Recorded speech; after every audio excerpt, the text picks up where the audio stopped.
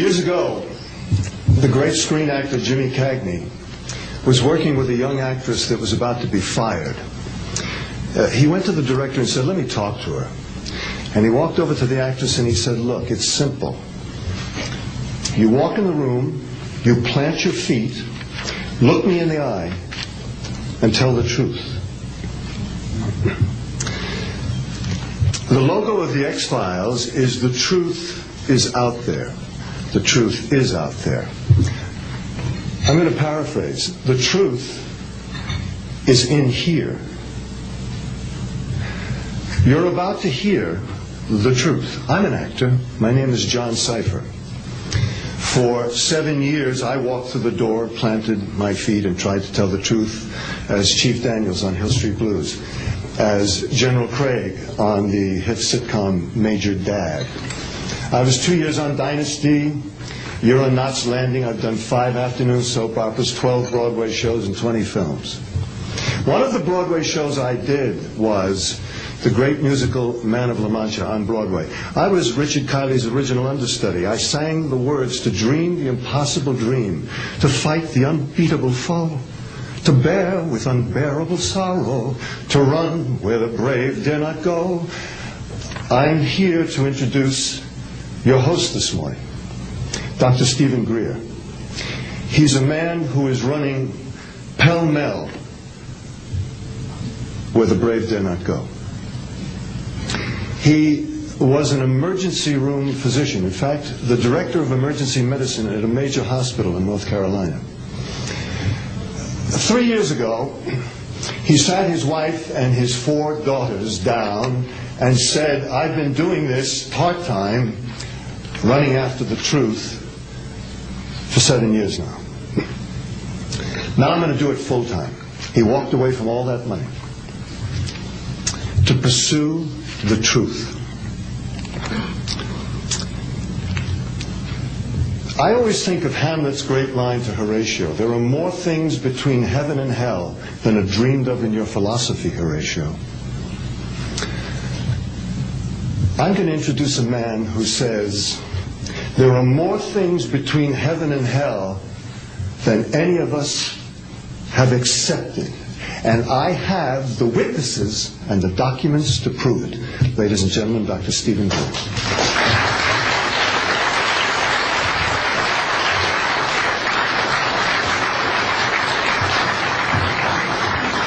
Thank you very much, John. Members of the press, the American public, and people of the world.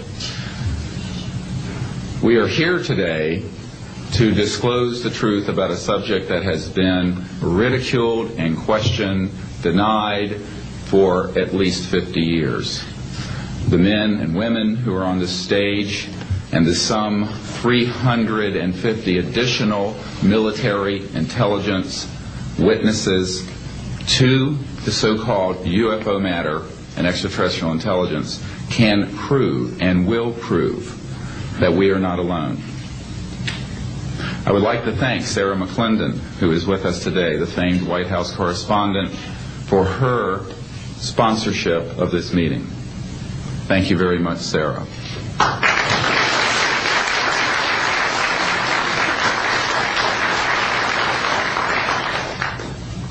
In 1993, a group of military advisors to this project and I met out in the countryside in Virginia.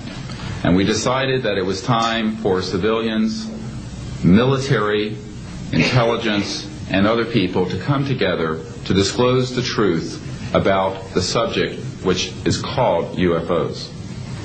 Since that time, I have personally briefed a sitting director of Central Intelligence, James Woolsey, President Clinton's first CIA director. I have personally briefed the head of the Defense Intelligence Agency, the head of Intelligence Joint Staff, members of the Senate Intelligence Committee, many members of Congress, members of the European leadership, the Japanese cabinet, and others. And what I have found is that none of them are surprised that this is true, but they are uniformly horrified that they have not had access to these projects. We can establish through these witnesses whom we have identified, which now number over 400, and these are people who have been inside the CIA, NSA, NRO, Air Force, Navy, Marines, Army, all divisions of the intelligence and military community, as well as corporate witnesses, contractors to the government. And these are folks who have been involved in so-called black budget or covert unacknowledged projects. These unacknowledged special access projects are taking in at least $40 to $80 billion per year. And they are sitting on technologies that can change the world forever. The reason we are coming forward now is that we are asking for the U.S. Congress and for President Bush to move towards an official inquiry and disclosure on this subject. It has the most profound implications for the human future, for the U.S. national security, and for world peace. Specifically, technologies connected to UFO and extraterrestrial vehicles, if declassified and used for peaceful energy generation and propulsion, would solve the looming energy crisis definitively, would end global warming, would correct the environmental challenges that the Earth is facing. It is also critical that we begin to debate as a society the propriety of placing weapons in space.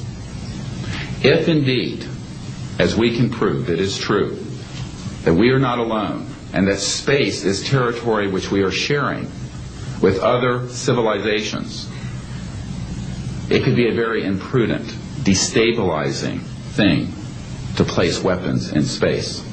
This is not being debated because it is off the national and international radar screens. It needs to be placed on it, and we are here today to do it. We can establish through this testimony that these objects of extraterrestrial origin have been tracked on radar going thousands of miles per hour, stopping and making right-hand turns. That they use anti-gravity propulsion systems, which we have already figured out how they work in classified projects in the United States, Great Britain, and elsewhere. That these objects have landed on terra firma, at times have been disabled, and have been retrieved specifically by teams within the United States, that extraterrestrial life forms have been retrieved, and their vehicles have been taken and studied thoroughly for at least 50 years. We can prove through the testimony and documents that we will be presenting that this subject has been hidden from members of Congress and at least 2 administrations that we are aware of, presidential administrations, and that the Constitution of the United States has been subverted by the growing power of these classified projects, and that this is a danger to the national security. There is no evidence, I wish to emphasize, that these life forms from elsewhere are hostile towards us. But there is a great deal of evidence that they are concerned with our hostility. There are times when they have neutralized or rendered inert the launch capabilities of intercontinental ballistic missiles. Witnesses here today will describe those events to you. They have shown clearly that they do not want us to weaponize space, and yet we are proceeding down that dangerous path. And it will be established that these projects, because they have not been supervised properly by the Congress, by the U.S. President, by the international community, have become a threat to the national security. And for this reason, we feel we must disclose the facts. This is the beginning of the campaign for disclosure. And in a memo that I wrote to President Bush last week, I've stated that this campaign will persist until our goals are met, and they are as follows. That we have open, honest hearings on the subject in the U.S. Congress.